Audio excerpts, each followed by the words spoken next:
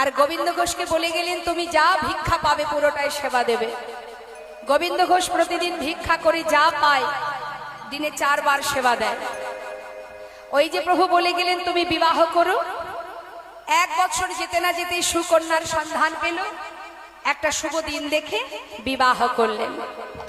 বিবাহের পর যেদিন ঘরে এলেন স্ত্রীকে নিয়ে, সেই দিন থেকে ভগবানের সেবা একবার কমে গেল। হরি বল হরি বল। সারাটা দিন সংসারের মধ্যে ছিল শুধুমাত্র গোপীনাথ।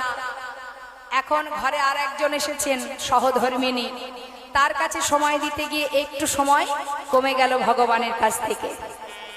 1 বছর যেতে না যেতে একটি পুত্র সন্তান হলো, ছেলের নাম রাখলো ভগবানের নামে।